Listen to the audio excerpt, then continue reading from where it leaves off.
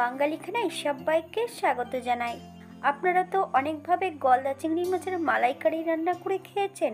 একবার আমার মতন করে সহজ পদ্ধতিতে আপনিও শিখে নিতে পারবেন ছোট ছোট টিপস সহ। কম তেল মশলায় গলদা চিংড়ি মাছের মালাইকারি খেতে এতটাই সুস্বাদু হয় যে আপনি একবার বানালে বারবার বানাবেন।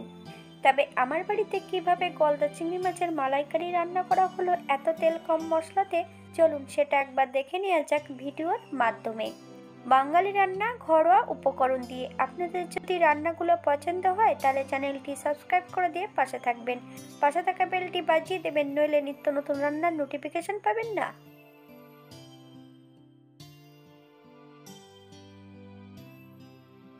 আজকে রান্না করব গলদা চিংড়ি মাছ। এখানে আমি 5খানা মাছ নিয়ে নিয়েছি।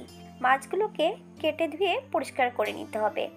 মাছগুলো বাজার থেকে ঠিক এমনভাবে কেটে দিয়েছে। বাদবাকিটা মাছের এবার কেটে নিতে হবে।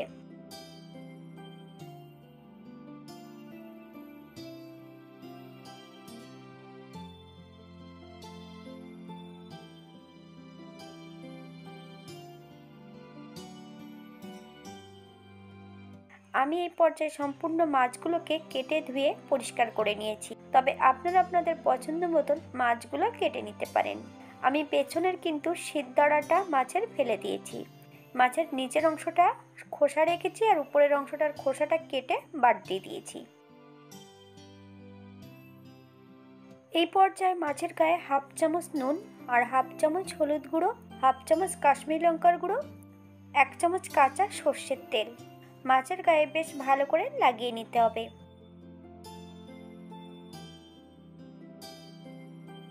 মাছগুলোকে 10 মিনিটের জন্য রেস্টে রেখে দেব। আপনাদের হাতে যদি সময় থাকে তাহলে বেশি সময় রেখে দিতে পারেন।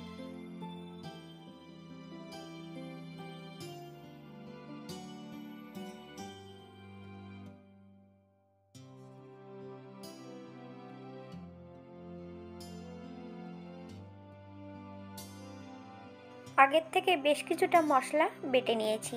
আদা, জিরে, ধনে, শুকনো লঙ্কা, 2 চামচ পোস্ত একই সঙ্গে বেটে নিয়েছি।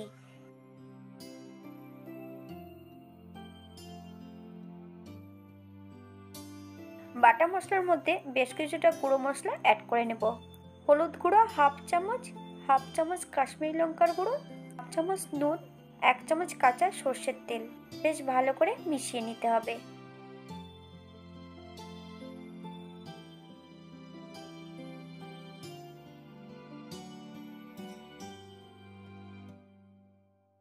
একটা কড়াইতে বেশ কিছুটা সর্ষের তেল অ্যাড করব। তেল গরম হওয়া পর্যন্ত অপেক্ষা করতে হবে। এই পর্যায়ে অ্যাড করব সম্পূর্ণ ম্যারিনেট করা মাছগুলোকে বেশ উল্টিয়ে পাল্টিয়ে ভালো করে ভেজে নিতে হবে। তবে আপনারা আপনাদের পছন্দ মতন মাছগুলো ভেজে নিতে পারেন।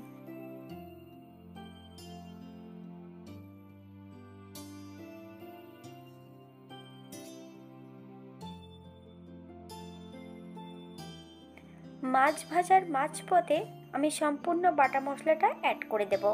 মাছ এবং মশলা সহ বেশ ভালো করে ভেজে নিতে হবে। তবে চিংড়ি মাছ কিন্তু খুব বেশি ভাজা যাবে না, বেশি ভাজলে কিন্তু মাছগুলো রান্নার পরও কিন্তু শক্ত হয়ে যাবে। আমি রান্না করছি মিডিয়াম আঁচে। আপনারা একবার স্ক্রিনের দিকে ফলো করবেন।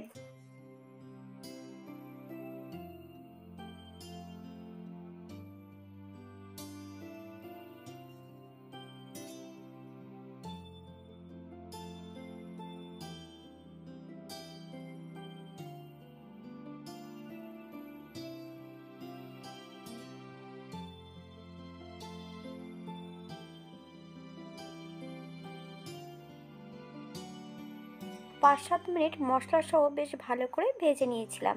এই পর্যায়ে অ্যাড করব বেশ কিছুটা কাঁচা লঙ্কা। মশলা ধোয়া বাটি থেকে সামান্য একটু জল অ্যাড করব।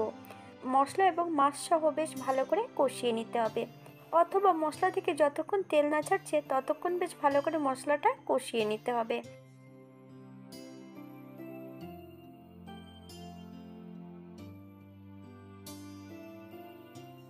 মশলা কষানোর শেষ পর্যায়ে এই পর্যায়ে অ্যাড করব গ্রেভির জন্য আমি 1 কাপ জল। আপনাদের যতটা গ্রেভির প্রয়োজন আপনারা ততটা জল অ্যাড করতে পারেন। স্বাদের জন্য সামান্য একটু চিনি অ্যাড করব। আপনারা যদি পছন্দ করেন তাহলে পরিমাণে বাড়িয়ে দিতে পারেন। হালকা হাতে নেড়ে চেড়ে মাছগুলোকে সেট করে দিতে হবে। 5 থেকে 7 মিনিটের জন্য ঢাকা দিয়ে রেখে দেব মিডিয়াম আঁচে।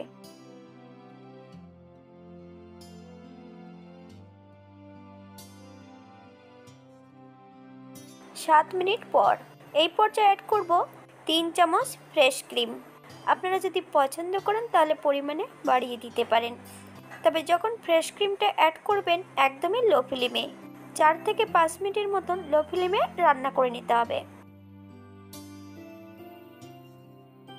5 মিনিট পর এই পর্যায়ে অ্যাড করব 1 চামচ ঘি। গ্যাসের ফ্লেমটা অফ করে দিয়ে 5 মিনিটের জন্য স্ট্যান্ডিং টাইম দেব, তারপর সার্ভ করব।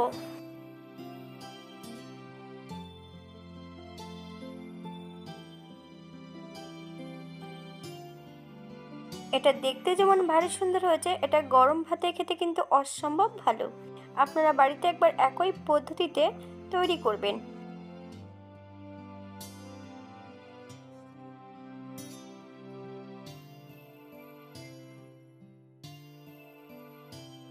আপনারা যদি গরম মশলা গুঁড়ো অথবা ধনেপাতা পছন্দ করেন তাহলে শেষ পর্যায়ে অ্যাড করতে পারেন। আমি কিন্তু আজকের রান্নাটা পেঁয়াজ রসুন ছাড়া করেছিলাম। আপনারা যদি পেঁয়াজ রসুন পছন্দ করলে অ্যাড করতে পারেন।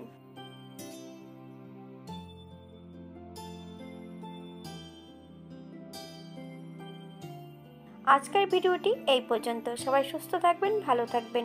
অন্যদিন নতুন রেসিপি নিয়ে আপনাদের সামনে আবার আমি হাজির হব। নতুন ও পুরনো সকল বন্ধুদের অসংখ্য ধন্যবাদ ভিডিওটি দেখার জন্য। হাতে যদি সময় থাকে তাহলে একটা লাইক, কমেন্ট, শেয়ার করবেন।